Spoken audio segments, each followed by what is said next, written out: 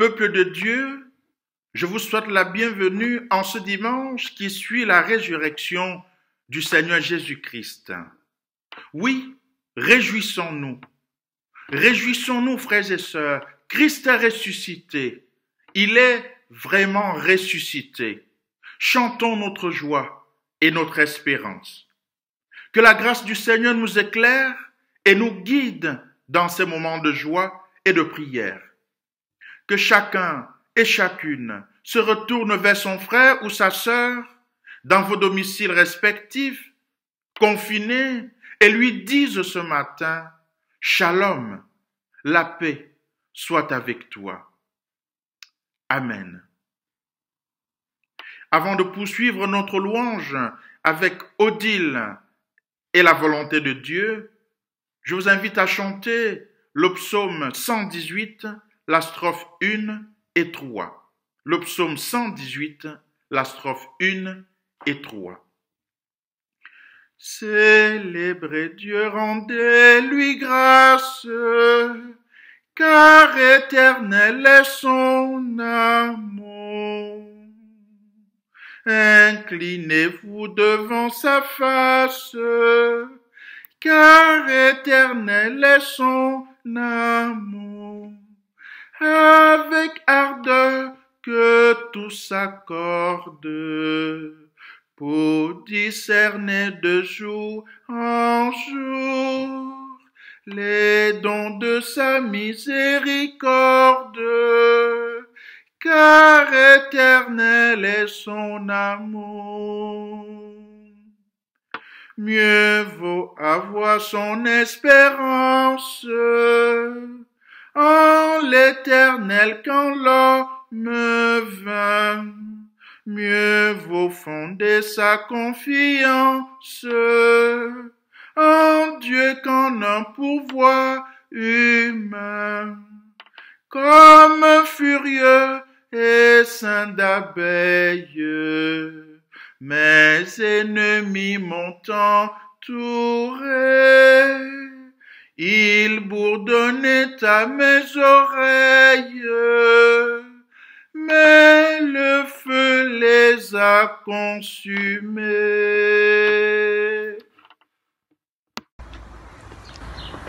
Louons le Seigneur avec le psaume 118, versets 15 à 29. Écoutez les cris de joie et de victoire dans les tentes de ceux qui obéissent à Dieu. Le Seigneur a fait un exploit. Il nous a donné la victoire.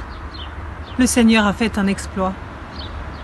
Non, je ne mourrai pas, je vivrai pour raconter les actions du Seigneur. Il ne m'a pas laissé mourir. Ouvrez-moi les portes de ceux qui obéissent à Dieu. Je vais entrer pour dire merci au Seigneur. Voici la porte du Seigneur. Qu'ils entrent, ceux qui obéissent à Dieu. Seigneur, je te dis merci car tu m'as répondu et tu m'as sauvé. La pierre que les maçons ont rejetée est devenue la pierre d'angle de la maison. C'est le Seigneur qui a fait cela. Quelle action magnifique à nos yeux! Voici le jour que le Seigneur a fait. Chantons et dansons de joie. Ô Seigneur, sauve-nous. Ô Seigneur, donne la victoire. Que Dieu bénisse celui qui vient au nom du Seigneur.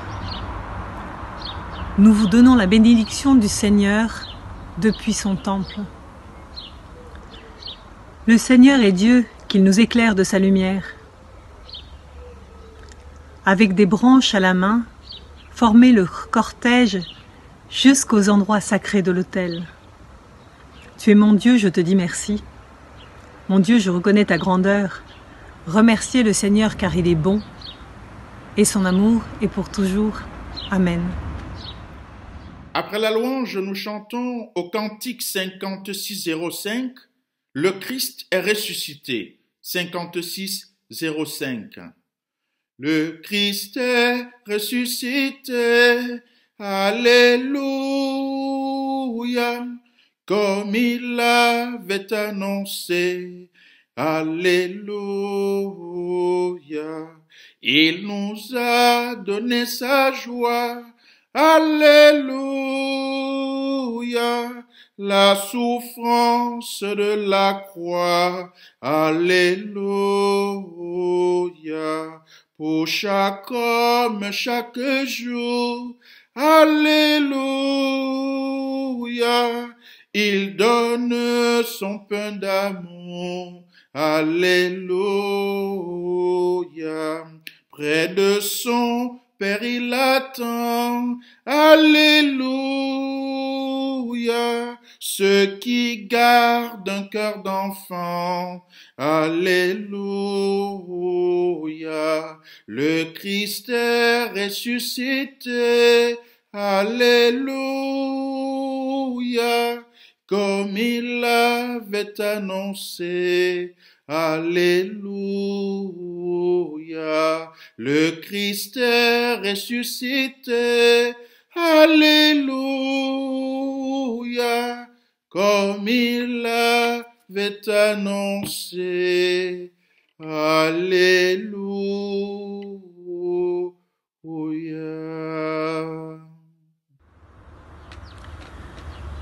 Écoutons la volonté de Dieu.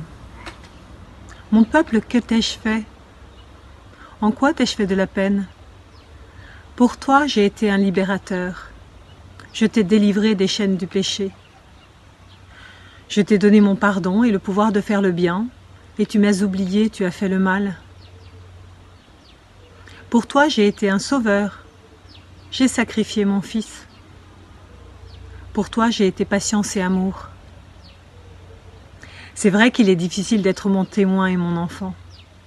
C'est vrai que ma patience t'étonne et te demande beaucoup de patience. Et que mon amour est bien secret.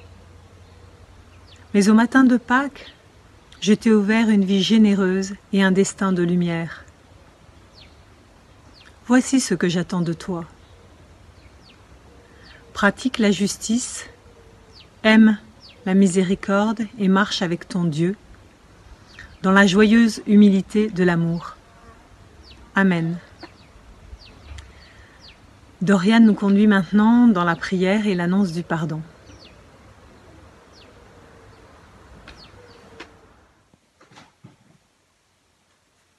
Dans le judaïsme, pour fêter la Pâque qui rappelle la délivrance du peuple lorsqu'il est sorti de l'esclavage, on mange des pains sans levain. Pour préparer la fête, la maîtresse de maison enlève toute trace de pâte levée. Les rabbins expliquent que le levain symbolise cette inclinaison qui existe en chacun de nous à faire pression sur notre prochain, à l'opprimer et à l'humilier. C'est là une mauvaise herbe qui repousse continuellement dans nos cœurs et nos esprits sous les formes les plus variées. Il est nécessaire de l'extirper pour accueillir la parole qui nous libère de nos esclavages. Dans l'épître aux Corinthiens, l'apôtre Paul parle de cette tradition. « Purifiez-vous du vieux levain, et vous serez comme une pâte nouvelle, sans levain, ce que vous êtes déjà. » En effet, Christ, notre Pâque, a été immolé. Célébrons donc la fête, non pas avec du vieux levain, ni du levain de méchanceté et de perversité, mais avec les pains sans levain de la sincérité et de la vérité. Je vous invite à la prière. Ce matin, le jour s'est encore levé pour nous donner sa lumière. En ce dimanche, nous célébrons la résurrection qui nous renouvelle. Aujourd'hui est un nouveau jour, jour de grâce et de mémoire. Et pourtant, nous laissons subsister les mauvaises herbes de la convoitise et de la jalousie. Nous refusons d'arracher les racines de l'amertume et de la nostalgie. Nous cultivons en nous les germes de l'orgueil et de l'idolâtrie. Ce matin, la parole retentit. Christ est notre Pâque. Il est pour nous liberté, pardon et nouveauté. Christ, notre Pâque, que ta liberté nous ouvre de nouveaux chemins. Christ, notre Pâque, que ton pardon purifie de notre vieux levain. Christ, notre Pâque, que ta nouveauté brille sur nos matins. Amen.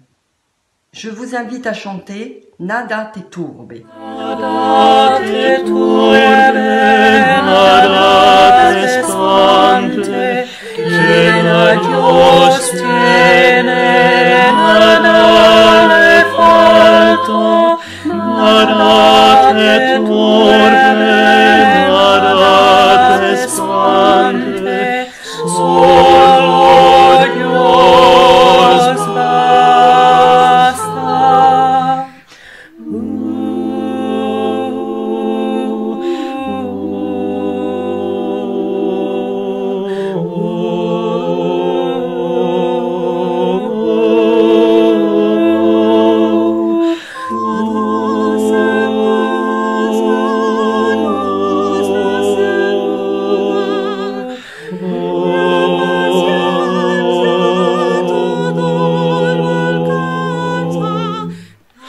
Nada te turbe, nada te espante, llena Dios tiene, nada le falta, nada te turbe, nada te espante, solo Dios basta.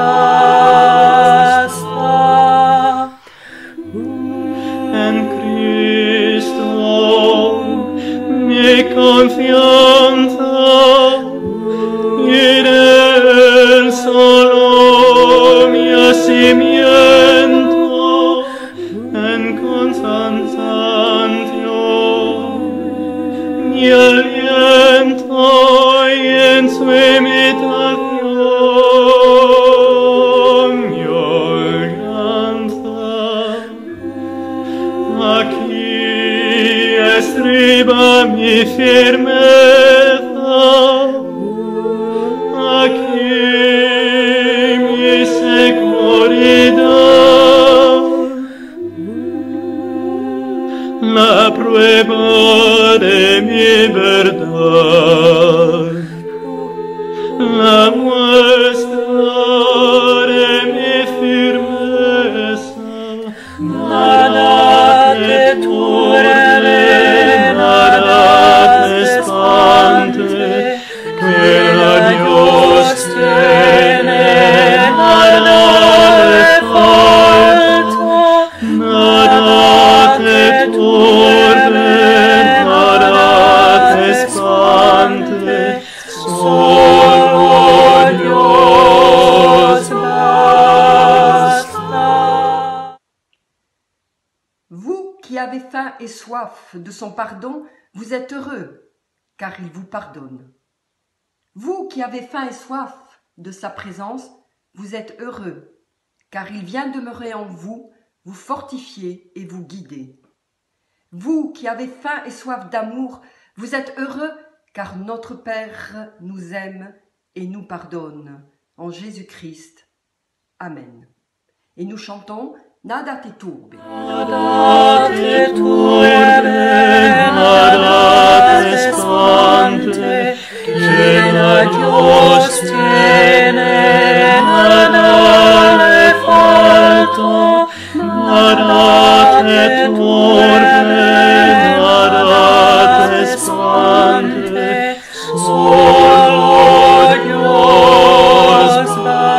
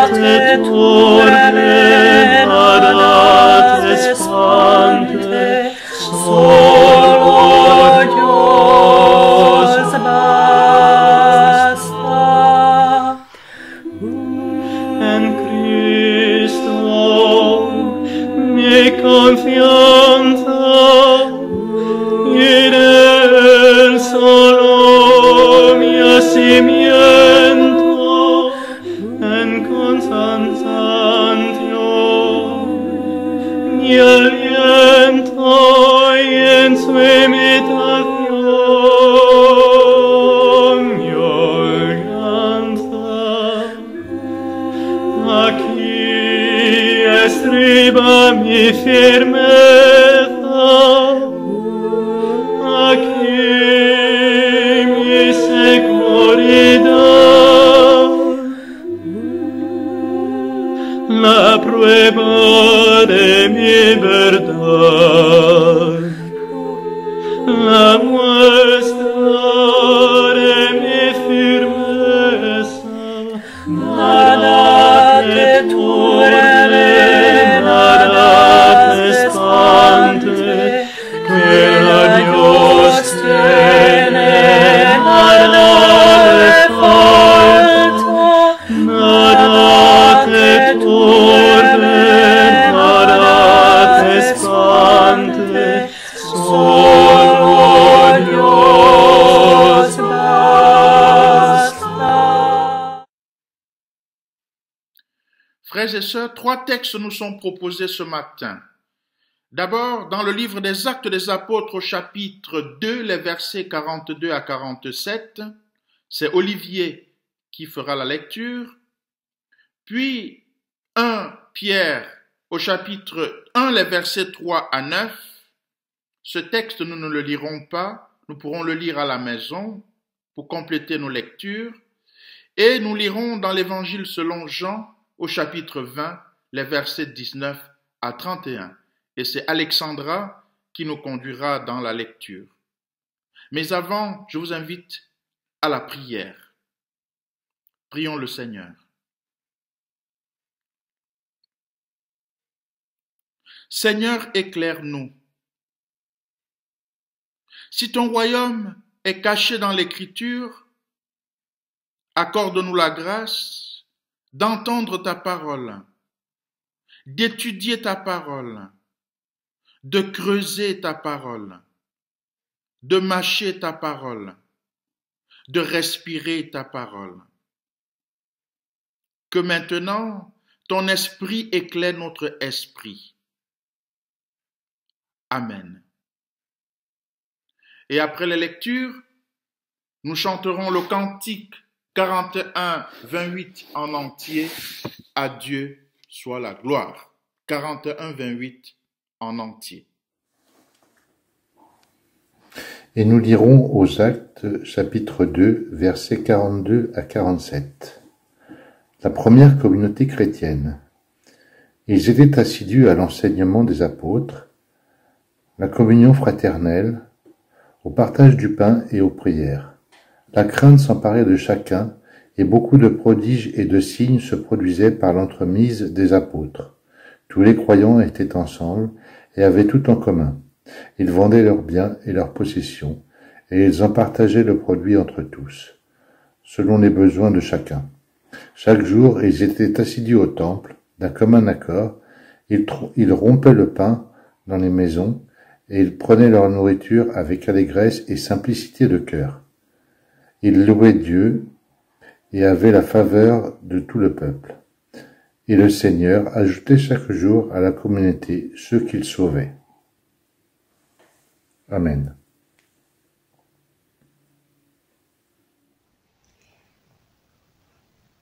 Jean, chapitre 20, versets 19 à 31.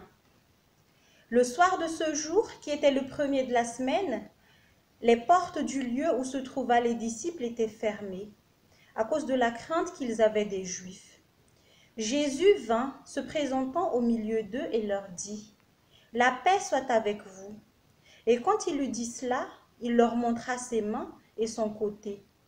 Les disciples furent dans la joie en voyant le Seigneur.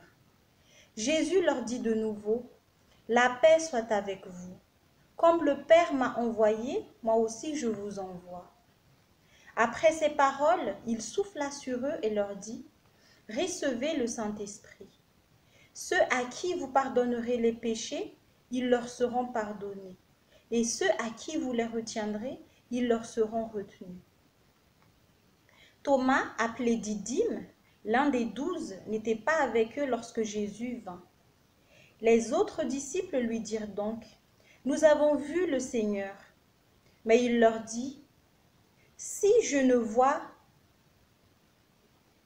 dans ses mains la marque des clous, et si je ne mets mon doigt dans la marque des clous, Et si je ne mets ma main dans son côté, je ne croirai point. 8 jours après cela, les disciples de Jésus étaient de nouveau dans la maison.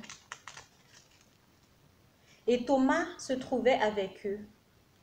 Jésus vint, les portes étant fermées, se présentant au milieu d'eux et dit, « La paix soit avec vous. » Puis il dit à Thomas, « Avance ici ton doigt et regarde mes mains. Avance aussi ta main et mets-la dans mon côté. Et ne sois pas incrédule, mais crois. » Thomas lui répondit, « Mon Seigneur et mon Dieu. » Jésus lui dit, « Parce que tu m'as vu, tu as cru. Heureux ceux qui n'ont pas vu et qui ont cru. » Jésus a fait encore en présence de ses disciples beaucoup d'autres miracles qui ne sont pas écrits dans ce livre. Mais ces choses ont été écrites afin que vous croyiez que Jésus est le Christ, le Fils de Dieu, et qu'en croyant vous ayez la vie en son nom. Amen.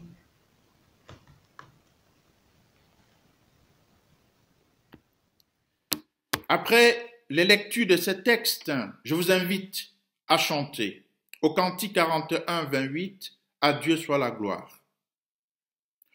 À Dieu soit la gloire pour son grand amour, car de sa victoire s'est levé le jour. Jésus, à ma place, est mort sur la croix.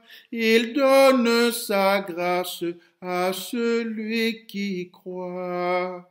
Gloire à Dieu, terre écoute sa voix. Gloire à Dieu, monde réjouis-toi. Reviens à ton Père, Jésus est vainqueur, que toute la terre chante en son honneur. La foi, l'espérance ont chassé la peur, une paix immense emplit notre cœur. Selon sa promesse, Jésus changera deuil en allégresse quand il reviendra. Gloire à Dieu, terre écoute sa voix. Gloire à Dieu, monde réjouis-toi. Reviens à ton Père, Jésus est vainqueur, que toute la terre chante en son honneur.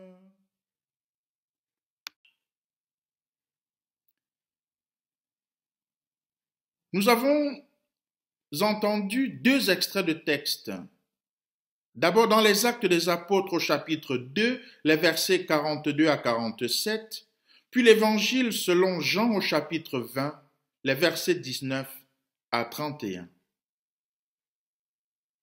Dimanche dernier, nous découvrions dans l'Évangile selon Matthieu une recommandation importante adressée aux femmes que l'ange avait rencontrées au tombeau.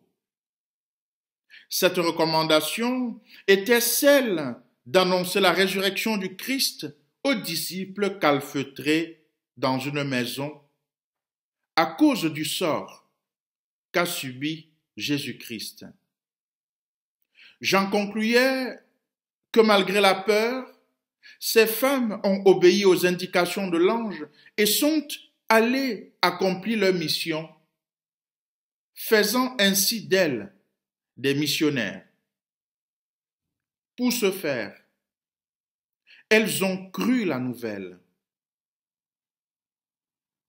Avant de pouvoir la porter aux autres, elles ont cru cette nouvelle. Nous pouvons alors constater qu'on ne peut véritablement annoncer que ce que l'on croit fermement, ce qui nous engage et nous met en chemin. Les juristes disent parfois, je paraphraserai, on ne peut donner plus de droits qu'on en a. Ici, nous dirons, je ne peux annoncer que ce que je crois fermement. Sinon, ce serait simplement de l'hypocrisie ou une forme de mensonge.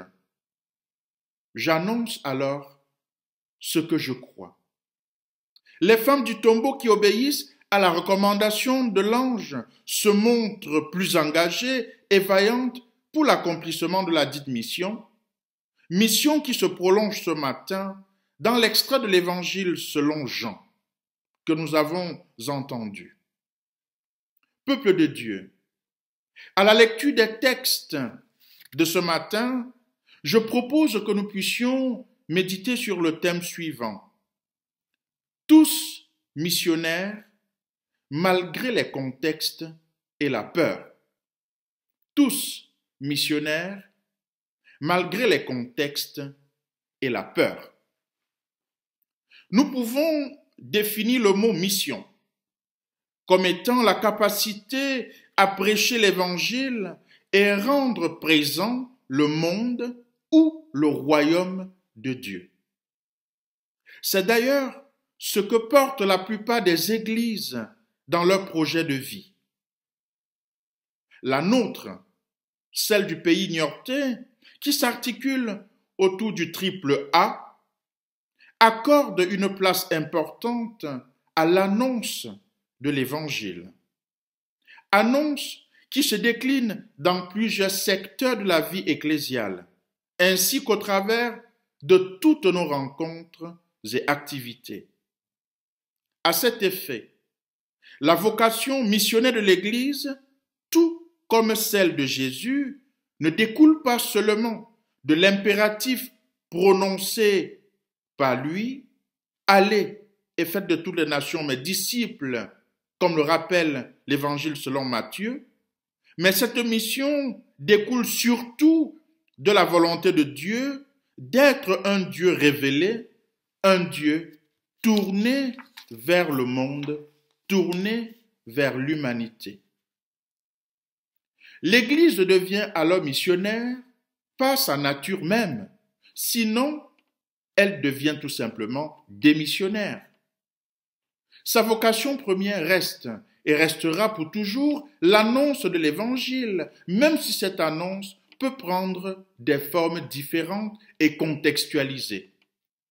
C'est dans cette perspective que Jésus a dit à ses disciples, « Comme le Père m'a envoyé, moi aussi je vous envoie. » Il est indispensable de rappeler que l'apparition de Jésus se fait dans un contexte particulier. Jésus a été traité sans égard.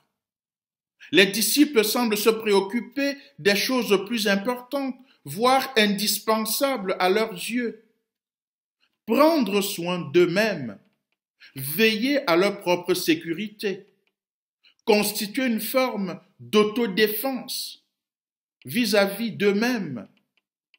Ils ont peur d'être inquiétés par les religieux, les dirigeants qui ont traumatisé le Fils de l'homme. Si Jésus a été copieusement molesté, qui sont-ils pour en échapper? En conséquence, ils décident non seulement de ne plus quitter le domicile qui les abrite, mais aussi ils s'enferment correctement. Nous dirions aujourd'hui à double clé. Et dans ce lieu où personne ne peut accéder ni les rejoindre, le ressuscité leur apparaît.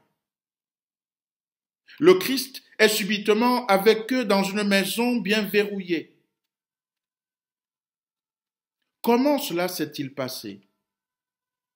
Par quelle alchimie scientifiquement prouvable a-t-il pu se retrouver dans une maison fermée?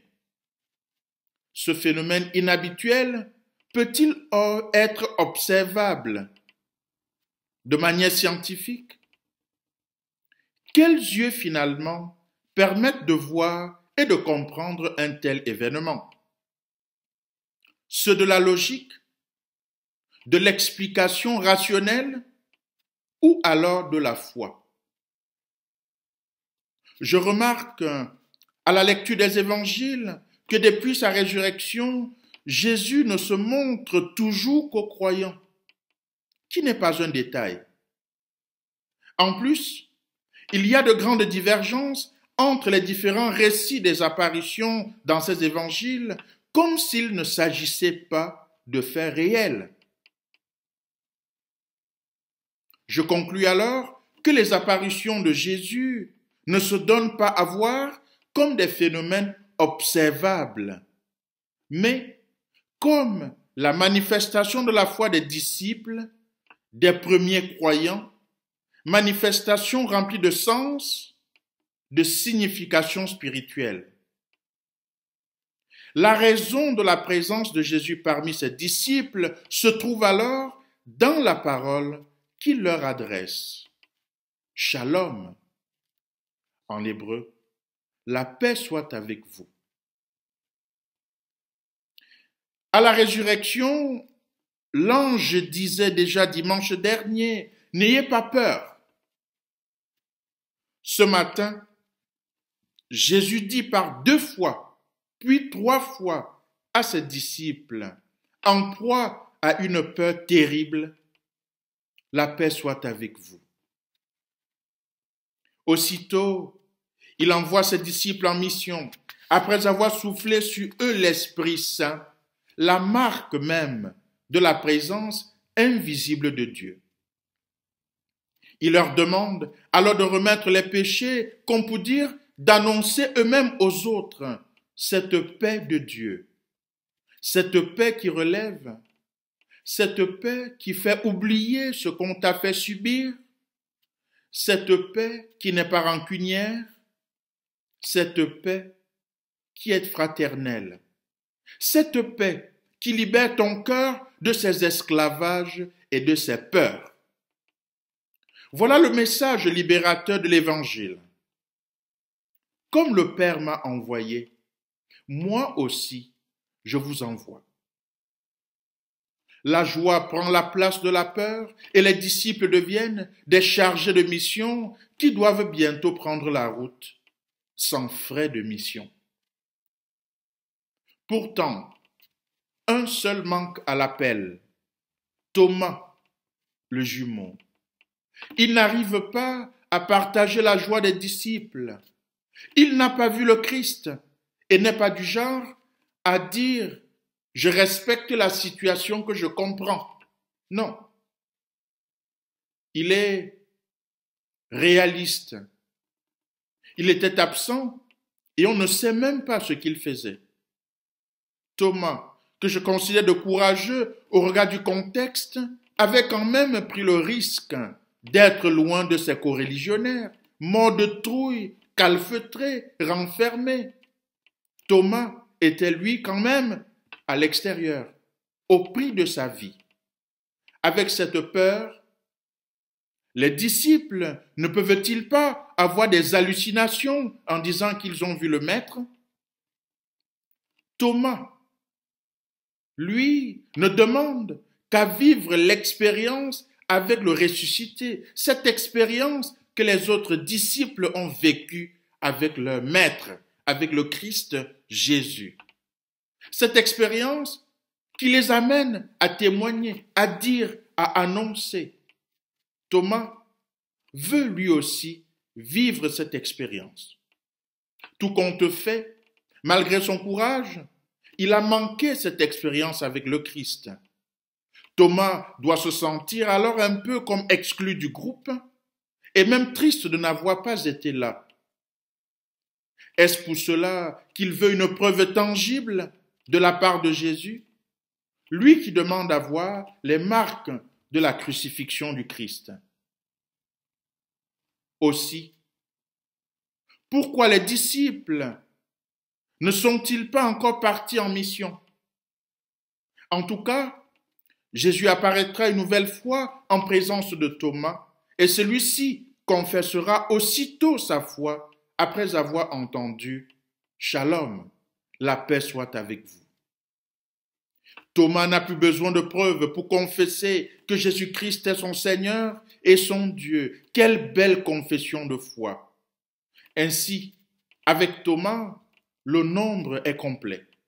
Thomas et ses camarades sont à égalité, ont vécu la même expérience et doivent bientôt prendre la route, aller en mission. ma sœur, mon frère, nous ne vivons pas les mêmes expériences de foi. Nous n'avons pas les mêmes parcours spirituels.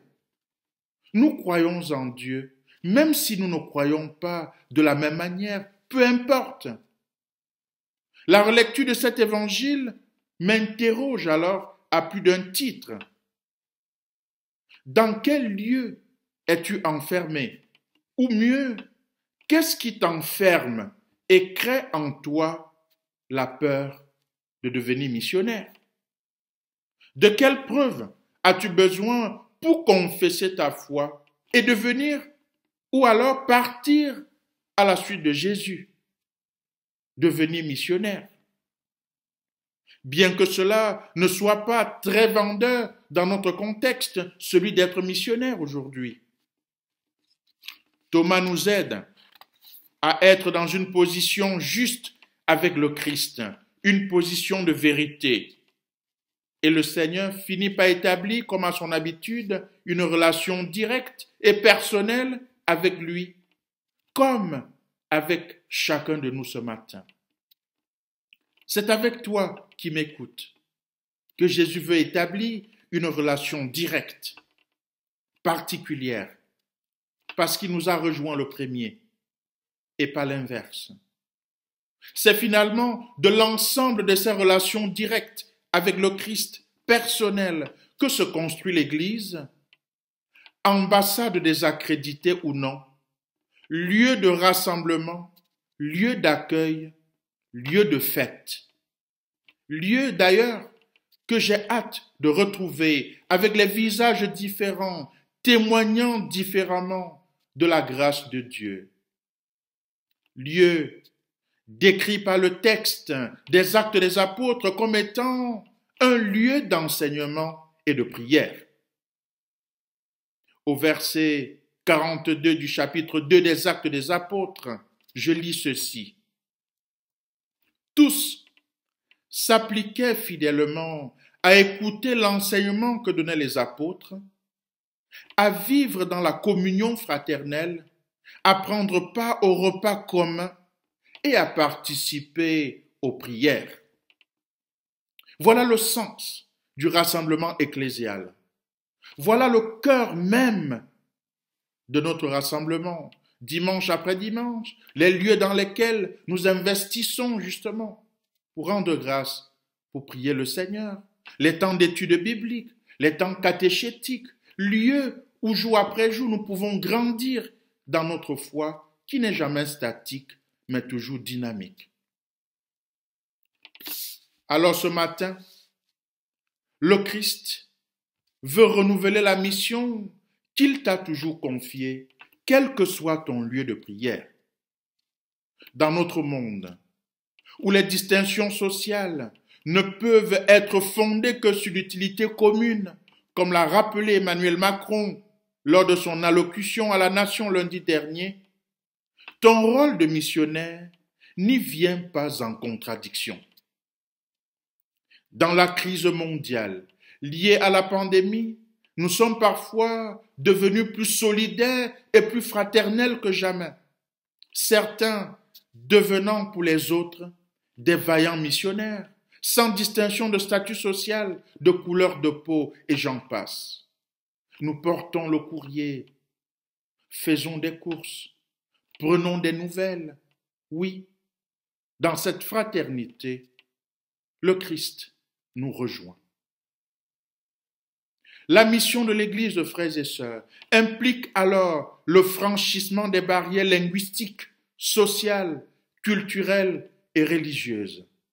Mais surtout, le franchissement de la barrière entre la foi et son absence par une communication globale et transculturelle de l'Évangile. Elle vise alors la conversion des cœurs des êtres humains à la gloire de Dieu. Voilà la mission qui est la tienne, la mission qui est la mienne, celle de œuvrer pour qu'advienne le royaume, le monde de Dieu sur terre. C'est la mission qui nous confie ce matin. Et pour que tu ailles en mission, Il te dit ce matin, la paix soit avec toi. Comme le Père m'a envoyé, moi aussi, je vous envoie. Mon frère, ma sœur, où commence cette mission et où se termine-t-elle? En as-tu conscience? Peut-être que la moisson est très grande, mais il y a peu d'ouvriers. Acceptes-tu d'en devenir missionnaire une fois libéré de tes peurs? Jésus qui te dit, n'aie pas peur, et encore celui qui te dit ce matin, Shalom, la paix soit avec toi. Amen.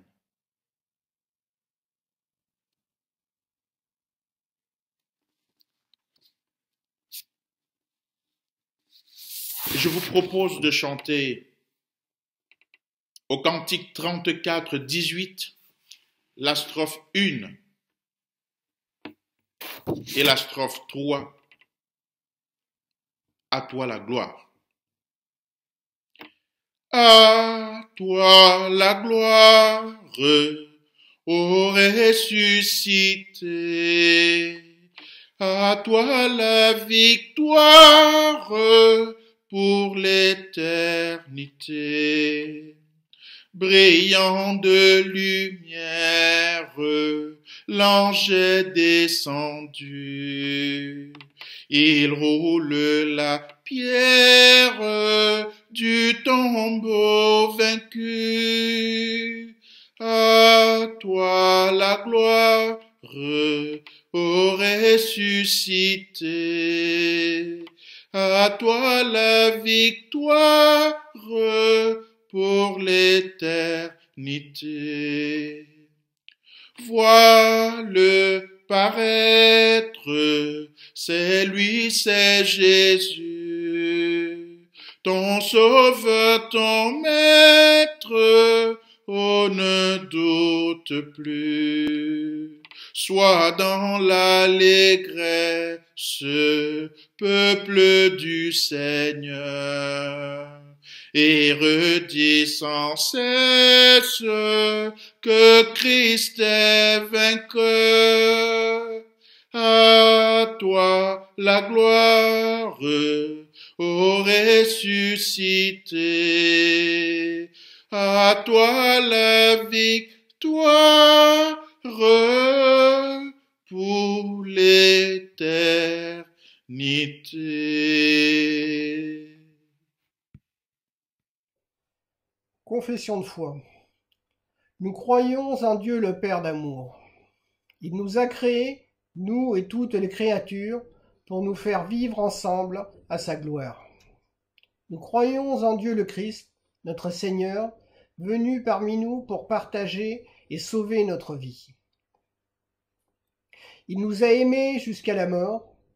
Ressuscité par le Père, il est vivant et donne un sens à notre espérance. Nous croyons en Dieu le Saint-Esprit. Il œuvre dans le monde, anime l'Église et l'envoie annoncer l'Évangile jusqu'aux extrémités de la terre. Nous croyons en Dieu. Amen. Après la confession de foi faite par Léopold, je vous invite, alors frères et sœurs, à chanter au cantique 23, 11, les strophes 1 et 2, « Je crois en toi, mon Sauveur ressuscité ». Je crois en toi, mon Sauveur ressuscité. Rien ne pourra de mon cœur ôter la foi. Je veux garder la fierté du baptisé. Ta force me conduit, Seigneur, tu es ma joie. Ô Seigneur, Maître de la vie, je chante avec amour ta gloire, ô Jésus-Christ. J'espère en toi, mon Sauveur ressuscité, et mon espoir ne sera jamais déçu.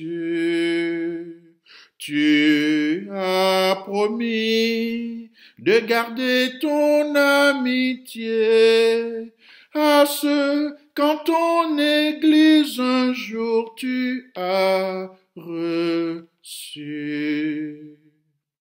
Ô Seigneur, Maître de la vie, je chante avec amour ta gloire, ô Jésus-Christ.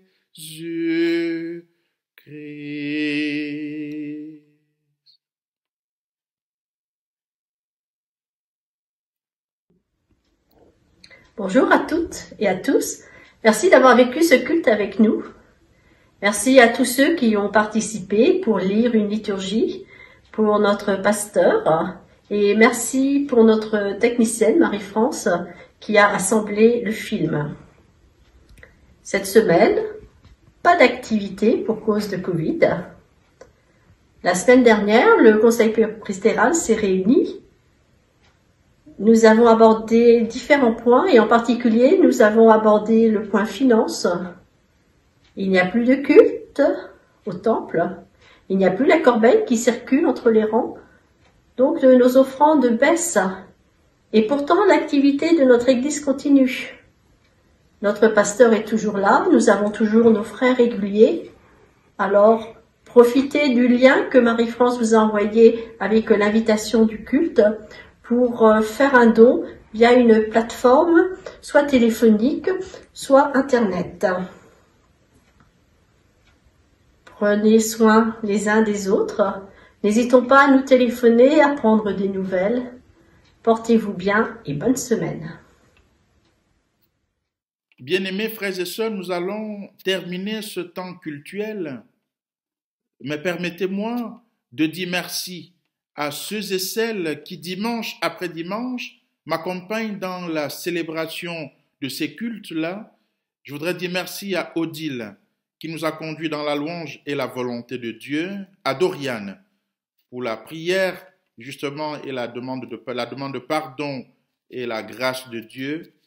Et nous voulons également dire merci à Olivier pour la lecture du texte des Actes des Apôtres, à Alexandra pour la lecture de l'Évangile du jour, à Léopold pour la confession de foi, à Brigitte également pour les annonces, à Marie-France qui fait un travail de mise en forme extraordinaire. Merci également à vous qui nous suivez dimanche après dimanche. Nous restons ensemble et nous faisons Église ensemble, nous gardons le lien. Bien sûr, nous allons vaincre cette pandémie en respectant ses consignes et ses gestes barrières, mais aussi en gardant un temps de prière. Toi, mon frère, toi, ma sœur, sais-tu que tu es l'ami de Dieu? Il te précède, il t'accompagne. Dans ta peur, il est une danse. Dans ton désert, il est espérance. Dans tes joies, il est sourire. Dans ton attente, il est désir. Dans ta peine, il sèche tes larmes. Dans ton combat, il te désarme. Dans tes projets, il est chemin. Dans tes nuits, il est le matin. En ce jour de joie, le Seigneur nous bénisse.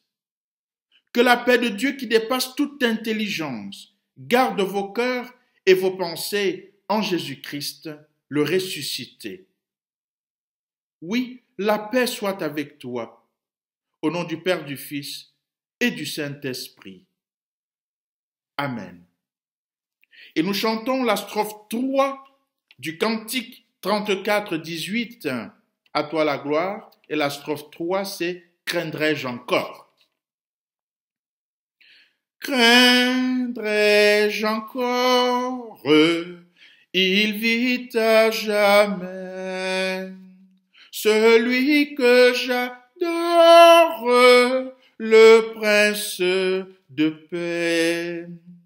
Il est ma victoire, mon puissant soutien, ma vie et ma gloire, non, je ne crains rien. À toi la gloire, ô ressuscité, à toi la victoire pour l'éternité. Bon dimanche, restons chez nous, confinés, mais le cœur ne l'est pas, il est en prière. Au plaisir de nous retrouver déjà dimanche prochain.